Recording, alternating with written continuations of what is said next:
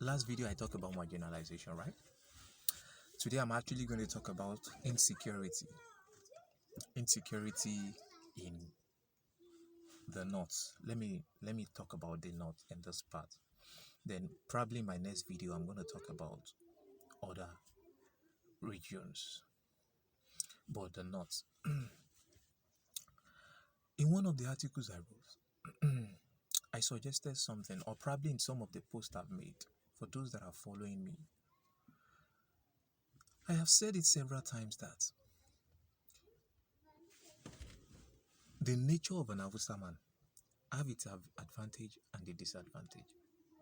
And the nature of an Hausa man is brotherhood. The good side of it is that they are benefiting from the good informations that are available from the federal government or schemes that are coming from the federal government. But the other side of it is what is making insecurity to still remain in the north. A normal Hausa man will see his or her brother doing what is wrong. He will not talk.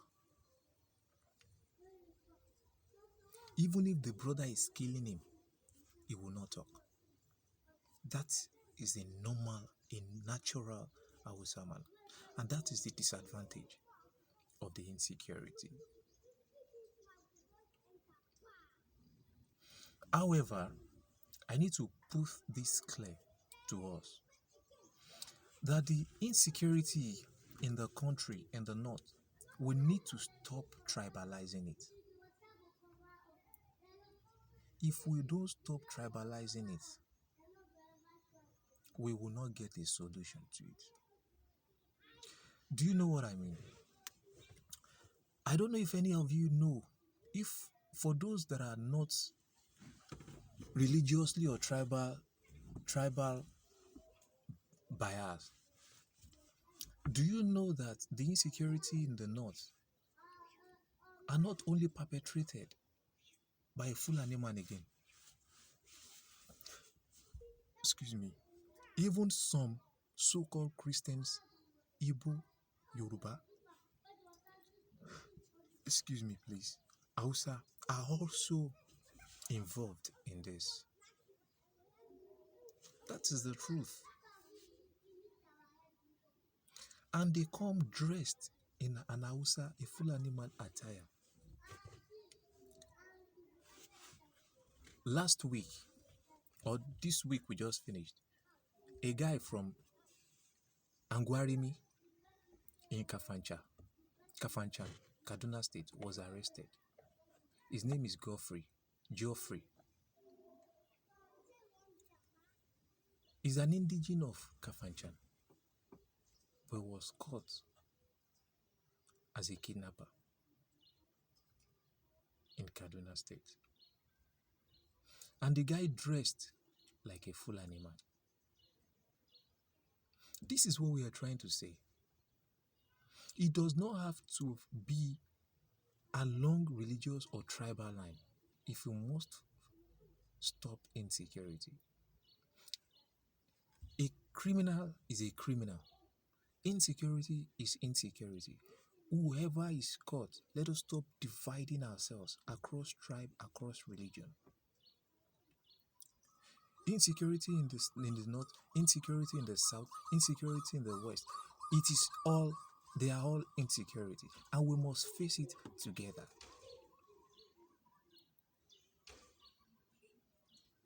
We must stop pushing. Now, there was a time I made a suggestion. I said, if we really want to get our highways secured, we should return toll gates. And some people were like, are you crazy? What do you mean by returning toll gate? Now toll gate will be extorting us, collecting money from us. I said, okay, fine. Which do you prefer? To be killed or kidnapped on the road? And you pay a ransom of maybe 1 million at least. Or you pay, for instance, each toll gate if you are moving from Lagos to the north, for instance, you might meet like 10 toll gates, and each of those toll gates collect maybe 200 naira or 500 maximum from you. 500 times 10, that's 5,000 naira. I'm just giving, I'm not saying that's the price, but I'm just giving an instance. That 5,000 naira that you have spent for you to get security from Lagos to the north, is it not better for you than to be kidnapped and pay 1 million? Now, this is what I feel. The companies that will be handling the toll gate must be given the responsibilities of securing the highways. They must have records of perfect security. They must be verified. They must be scrutinized and and assure us of security, because we need to hold some people responsible for insecurities on those highways. So when they are given the responsibilities, it is their duty to provide enough security on that road and also maintain the roads, the potholes. This will also save us money that federal government spend on maintaining roads every year. We can use it for something else. It could now be private partnership, a public-private partnership business, but at least it is reducing our expenses for the year. If, for instance, federal government is spending 10 billion naira on road maintenance on our highways, it can be cut to 5 billion. Let's say, okay, to maintain the toll gate, okay, everything is going to be like 20 billion naira. Federal government, we are giving you 5 billion naira. One of 5 billion naira. It is now you, the toll gate, that maintains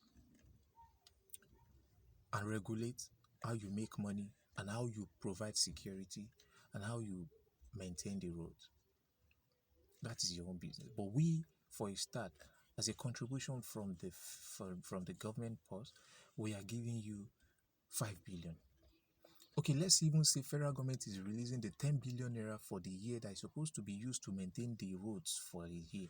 We are giving the 10 billion. Then subsequent years, we don't have to put the maintenance of roads in our budget. The companies will finance themselves to do that. That 10 billion naira that we would have used to prepare or maintain our roads will be used for something else. Maybe we'll put it in education. Now, the truth is, those companies that are giving those responsibilities, we have to find a way to provide securities on those roads. If anything happen on that road, they will be held responsible. Their company will be held responsible. Because of that, they know what to do to protect that area.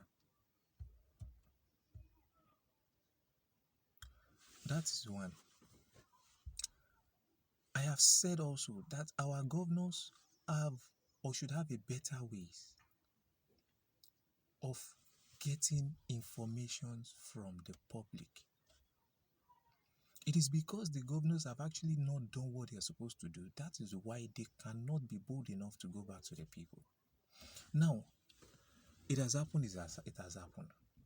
The governors should go back and create a whistleblowing platform for people. For instance, what do I mean?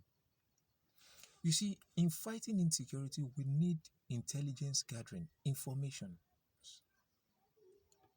Let the government or the governors, let them come up with schemes. Okay, if you are able to give us informations about so bandits, kidnappers, there is a so amount of 10 million naira or 5 million naira. And there is also insurance for your life insurance for you, your next of kin, and your entire family. Because we know sometimes releasing some of those informations might be dangerous. The life of the whistleblowers might be in danger, serious danger, and also their family. So when you tell them that If they succeed in giving you the information, there is a certain amount they will get. And even in the course of releasing the information, they lose their life. Their families will benefit so amount. There is a life insurance for them.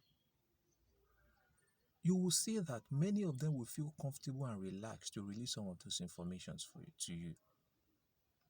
But our governors will not do this. We cannot fight insecurity without intelligence information gathering. We need it. If we really want insecurity reduced, we need to stop shifting blames and face the reality. Our governors have work to do, and the federal government also. Yes, fine, we are getting weapons and ammunitions now. I learned 6 Tucanos just came in. Yes, fine, fantabulous. But we also need to go beyond that. The federal government should recruit more personnel into the army, into the navy, the air force, and also the federal government, like I said, need to engage private investors to maintain and protect our highways. These are the ways that we can, at least, if not 100%, reduce insecurity to a barest minimum.